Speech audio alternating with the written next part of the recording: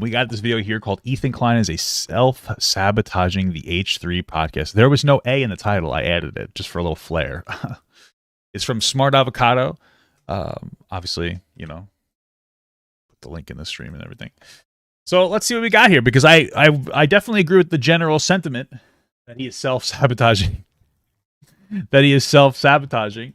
It seems like a lot of people around him are saying, hey, don't do this thing as they're doing it. And then they're getting frustrated when he gets like some kind of a ban in some capacity. And a lot of them are like, mostly Dan. I understand, you know, Dan is like, we're living through Daniel. My name is also Daniel. Wow. It means for gift from God. That's what my mom told me. But yeah, he could potentially be hurting like people's jobs. So it's unfortunate that he can't stop being a goober, but maybe he's done with his goblin mode. I will say the edit here is interesting with the hat, but it looks like they edited his mustache to look terrible. H3 Podcast. Or maybe it just does look like that. H3 Podcast used to be one of the best channels on YouTube, with pragmatic interviews with interesting public figures like Post Malone. What does the word pragmatic mean? I know that you guys probably say that's silly. Pragmatic. Dealing with things sensibly and realistically in a way that is based on practical rather than theoretical considerations. Okay. I get that. Listen, if you don't ask questions, you don't learn, guys. PewDiePie, Bobby Lee, Deadmau5, and Jordan Peterson. Before yeah, Jordan ripped that fat vape. H3 Podcast exploded, Ethan and Hilo were big supporters of Jordan Peterson's work and agreed with him on nearly every issue. You could win. That's right. Legend has it, you don't even need to read the book, just keep it close. It has an aura. And this book, I've read it. I loved it. Oh, he actually read the book. Good for him. Do you think he actually read the book? And okay. Listen, don't take my word for it. Take Amazon's top seller list for it. Ethan seemingly overnight deleted his old interviews with Jordan Peterson, claiming he's become too well, he did, basically. I mean, it doesn't take that long to delete a video. radicalized. We could watch. Should we watch it one day? If I get a lot of positive reception here, I will watch the now deleted interview. But the irony is, none of Jordan's original views have changed. The reason these interviews were deleted... Listen, okay, let's not... I don't think that that's true. Here's the first thing, because I've been very critical of Ethan for disavowing Jordan Peterson, especially in a time that I think Jordan needed a friend the most. But the reality is, I don't think that Ethan or Jordan Peterson have changed very much in their views. You're going to be like, no, that's not true. But listen, hear me out for a second. What happened is, I think that the way that they express their views has changed. Ethan has gotten more expressively progressive in a way that I feel is toxic. And to be absolutely honest with you, I feel like Jordan Peterson has gotten expressively conservative in a way that I feel is toxic. I think that when it comes down to their conversation about sensitive issues, there doesn't seem to be too much room for exploration and consideration of the other person's perspective. They seem to both be kind of wired down to some pretty just kind of bashing their perspective against the wall. I've seen a lot of the perspectives that Jordan has on like trans people, and where I understand the skepticism with some of the things, it's no longer explored in an intellectual way that's thought-provoking or stimulating. And I would say the same thing with Ethan. So before we come on Jordan and shit on Ethan, maybe we should try to kind of just consider, like, what's going on? Because I think Ethan's held the same values. It's just the way that you express them is, like, different, right? That's what I think. And so, like, I don't want to go too far. I'm not saying Ethan doesn't deserve criticism, but, like, let's try to be, you know, on par with it, you know? Deleted are because they paint Ethan in a bad light to his new woke audience. And the reason these interviews were deleted are because they paint Ethan in a bad light to his new woke audience and showcase what a hypocrite and grifter Ethan has become. Maybe. I think that it's just that, like, I don't exactly know what Ethan's motivations are behind it. It kind of feels like, again, Ethan had he has a big podcast, and I think he could have talked to Jordan and maybe even de-radicalized him in some ways. And relax. I got the interview right here if you ever want me to watch it. I just think that, I don't know. It was unfortunate that they just didn't talk about some of the things that Jordan was saying. I feel like it could have been more productive as a conversation. It shows a more rational, happier, and all-around less bitter Ethan, navigating... Same thing with Jordan, though. Same thing with Jordan. Let's keep that in mind. ...nuance with logic. The following are some of my favorite clips of Ethan. And I wonder because I see Jordan as like more emotional, and that's not like a bad thing. Let me be clear. It's not like a bad thing to be more emotional, but I see Jordan as like more emotional. It kind of feels like he's a man that's been feels like he's been getting torn down by society, and part of it I think could be society's fault, but part of it I think could be his way that he expresses himself to society now. That's a bit different. You know, some of the stuff has been frustrating me about like the way that he talked about. What's that trans person's name? Is it Elliot Page? Is it Elliot Page? You don't have to agree with trans people, but I didn't like the way that he talked about it. I didn't like the holier than thou profound message about how pride is bad fundamentally, and then almost kind of asserting that like gay pride was prideful in a sinful manner. It's just, I don't know. It irked me. It kind of rubbed me the wrong way with some of the ways in which I feel like he's gone as radical as Ethan in like the opposite direction, you know? So detesting what he currently believes. To the degree that the left historically has genuinely been about allowing the working class a voice, which I think is classical democratic socialism, which has a very long tradition in Canada, then it's freedom of speech that's absolutely crucial for that. And so it's very straightforward matter to make a left-wing case for free speech. That's generally who makes the case for free speech. That's one of the things I want to talk to you about. And by the way, I consider myself like a very... See, that's like a perspective I think he's always maintained. But like, I think that he might have just gone off the rails with a little bit of the trans stuff. You know what I mean? Very left-leaning, classical, progressive person. And it's confusing because growing up, the left was always the party of free speech, I felt like. I always felt like I was on the right side of social issues. But as time has progressed since I finished college, more and more I feel alienated by my own like political identity.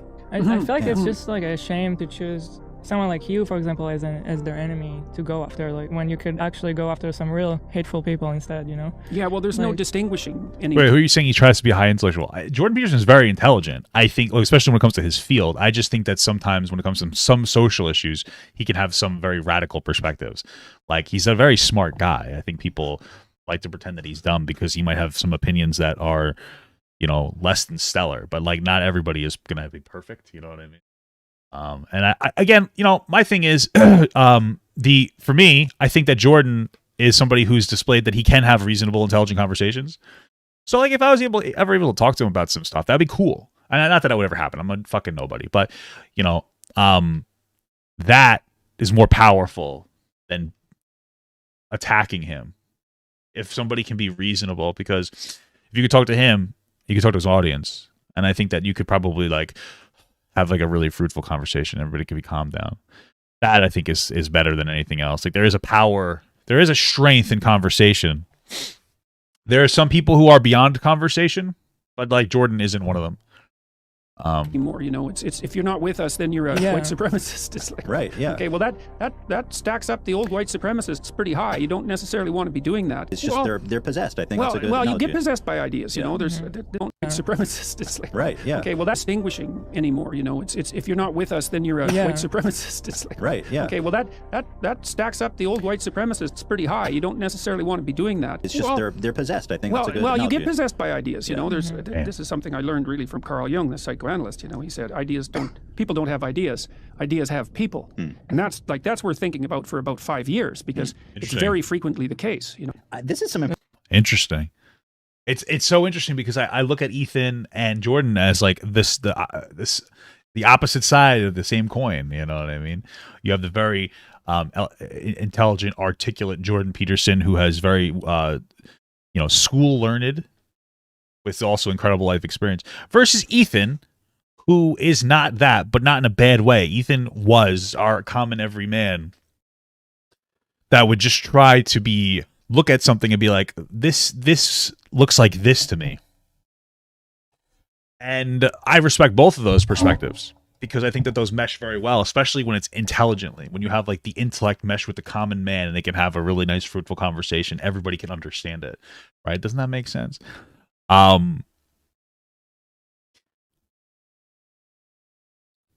I think what went wrong with Ethan, you know what I think that went wrong with Ethan? I know that this is so weird, and maybe I'm projecting so hard. I think what went wrong with Ethan is that he lost his grounding, or he never had grounding. Like I talk about this all the time. My wife is the reason I'm not terminally online. My wife goes to work as a real job, and she's like, "This doesn't matter. This does matter," and I'm able to kind of sort through it and figure that out and how I want to like be a person. And it took a long time to get there. And I wonder if Ethan has a grounding anymore. Does he have that grounding? Was Ela that grounding at some point? Or was it post Malone? I don't know. Impressive propaganda. I mean, this is kind of genius. You're right. It is. It's impressive. It's disturbing that people can be so consciously manipulative. Well, exactly. And, it just shows how out of touch they are. Really, seems to be almost entirely prevalent on the like extreme left side. And they thought that would reflect well on them. And I do think it's the same. What is that phenomenon?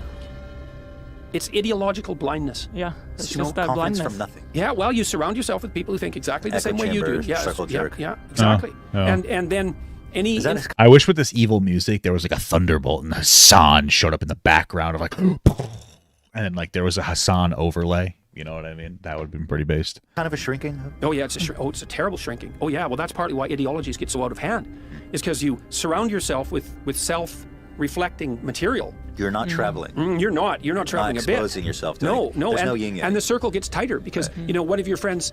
So you've got rid of anyone who says anything you don't agree with. And I think a lot of it has to do with Ethan got the audience of Trisha Paytas, and they were for some reason she became like almost like this like progressive icon for temporarily. Like she used Ethan's credibility and then she became a progressive icon, and then after she had basically walked off the show, Ethan was left with like his original audience and then her audience, and then like he just kind of didn't know which way to go, And then one of your friends, you're a little weaker and you're all a little more homogenous, and then one of your friends says something that's a little out of line. It's like, hey, you're out of here, man. You're the heretic or heretic. And then, well, now you're down to 5 people around you, and they're even more homogenous and smaller, and then it's 4 people. It's like, soon there's nothing left of you. It's a race to the bottom, and there's nothing left of you by the time you hit the bottom. Oh, it's ugly. It's the danger of ideological movements, is that they oversimplify and then fall prey to their own oversimplifications. After Ethan deleted the interviews off YouTube, Jordan Peterson warned him about the ideological path he's moving towards, saying, "What are you up to, Ethan? We had a good conversation, and I enjoyed talking to you. I should warn you that those who engage in cancel culture generally live to regret it. The chickens will definitely come home to roost." What the fuck is this? This better be free music, bro. This better be free music. Or I'm gonna be a goober. I'll be freaking pissed, dude. Okay. You will be held to higher and soon impossible standards by the very mob you currently wish to please. Then you will make a mistake, and they will devour you with glee. Please take this warning seriously. I liked you. Whoa. Yeah, some people will consider certain things hate speech that are opinions. People who get banned have a vested interest in playing the victim complex. I've been permanently banned on Twitter.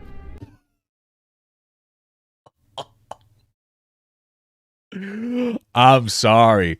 That was funny. That actually got me. That was a little funny. Jesus Christ. Hold on.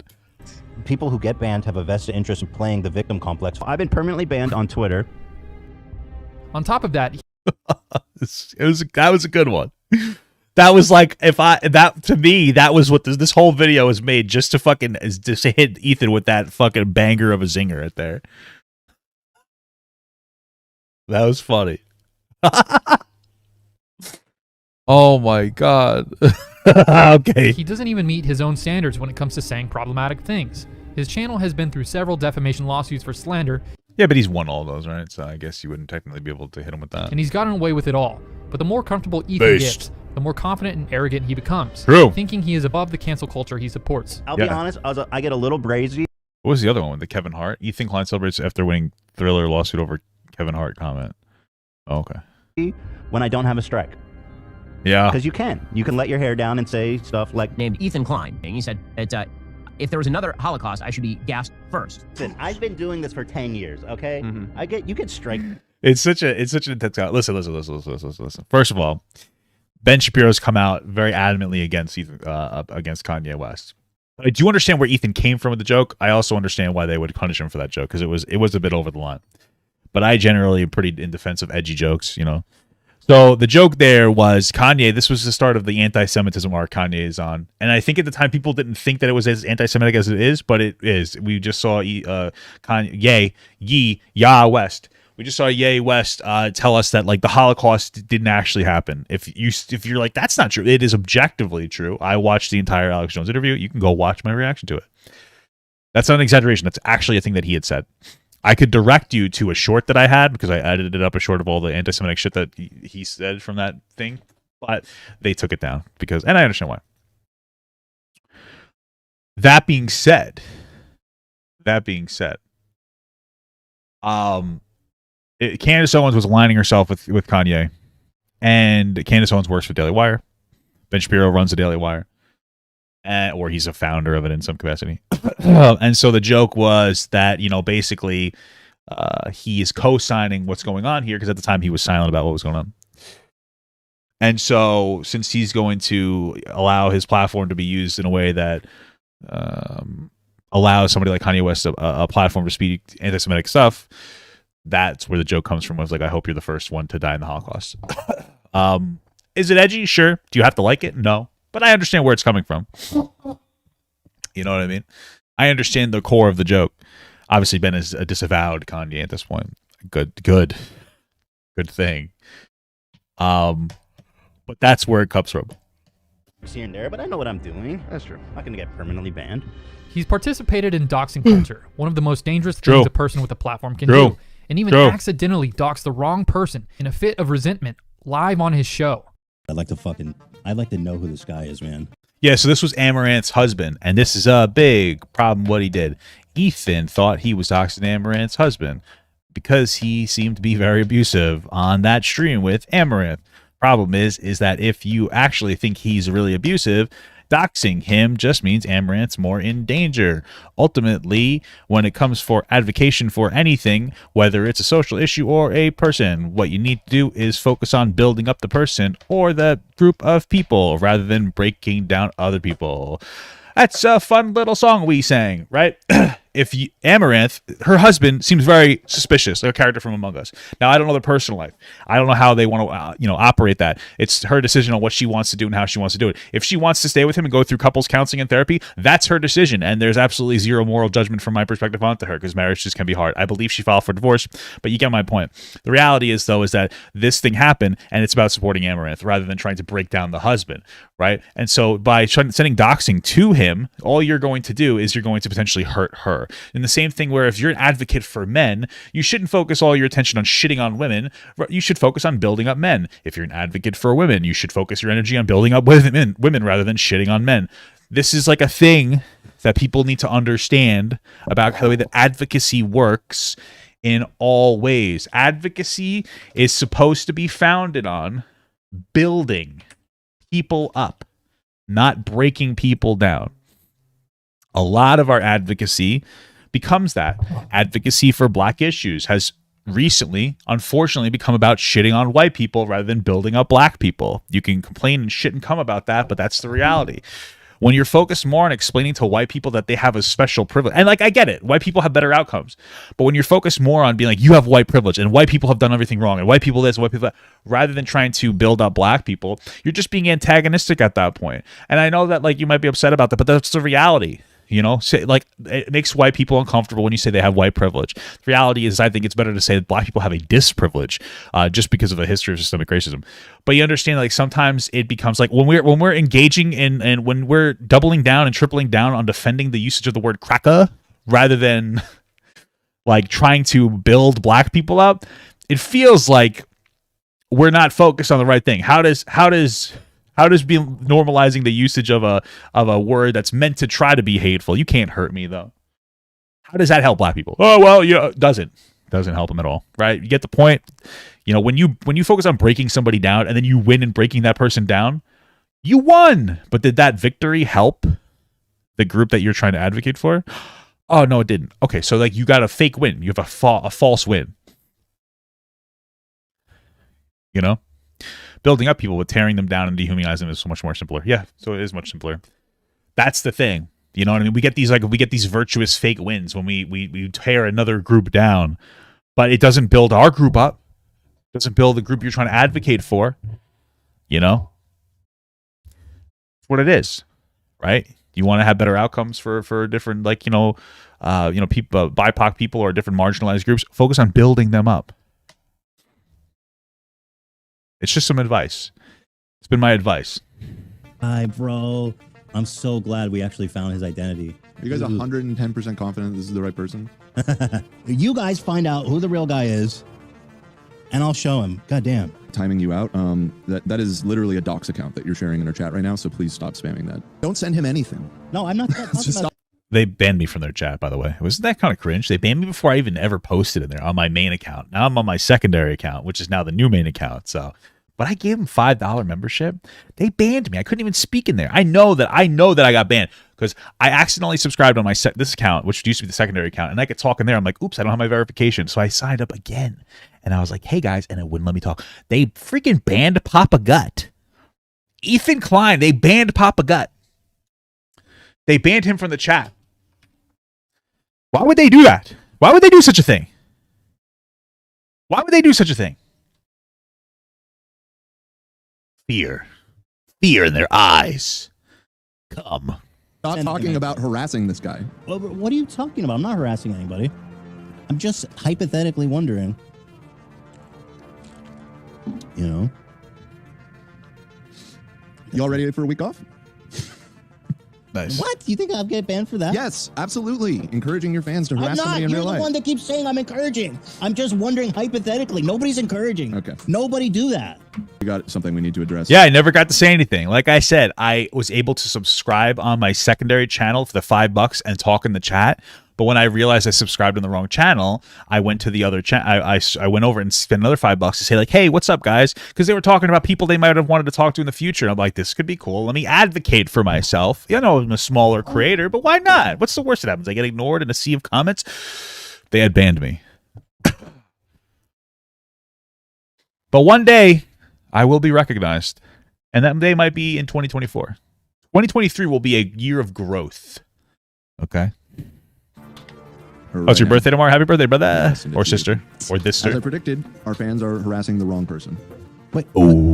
He's constantly slipping up and even said that someone should bomb the NRA, and then backpedaled after his producer made him express that he was joking. You mean his wife? There was a big protest outside the NRA meeting, which was... Well, listen, again, I'm going to defend this one because that shit was fucked. I believe it was the Uvalde massacre.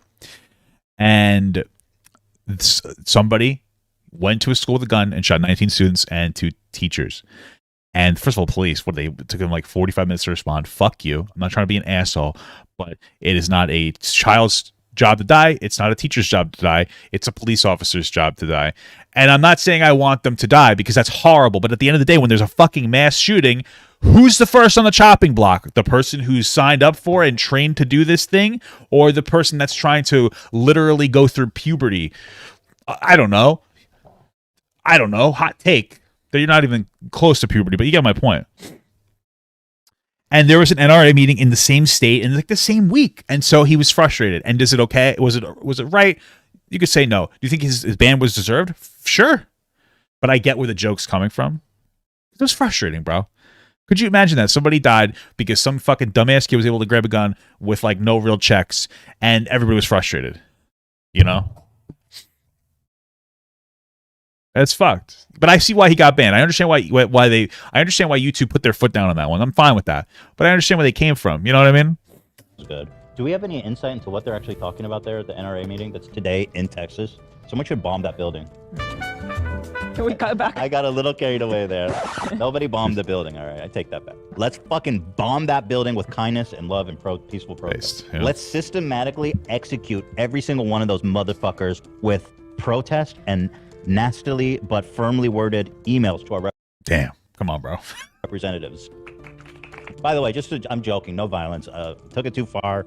I get the vibe that his producers and everyone he works with is living in Oh fear my of their God. podcast getting banned because of Ethan's negligence. True. In real life. one that keeps saying I'm encouraging. I'm just wondering hypothetically. Nobody's encouraging. Okay. Nobody do that. Y'all ready for a week off? And it's only a matter of time before the culture that Ethan has helped creating will eventually lead to his demise. Yeah. Ethan, who was once a chill, pragmatic, centered individual, has progressed into a whiny, hypocritical narcissist that never takes any accountability and uses his platform to promote censorship against people he doesn't like, refusing to see any double standards in his line of thinking and forgetting the rational person he once was. Frankly, it's upsetting seeing someone dig themselves so far down a rabbit hole of hypocrisy. But when Ethan does finally lose his platform, the people he once criticized will not come to his rescue, and the only person to blame will be himself. Do you think that he'll actually get his platform banned, or do you think he'll actually lose his platform? I don't know. Maybe he will. I don't know. It's possible. And as Jordan Peterson once said, There's nothing left of you by the time you hit the bottom. No, it's ugly. It's the danger of ideological movements. Yeah. thanks for watching the video. If you enjoyed it, be sure to subscribe and hit that like button. That's it was a good video. I want Papa Gut to pee on my face, but just as a friend. There's nothing weird about that. I want him to pee on my face.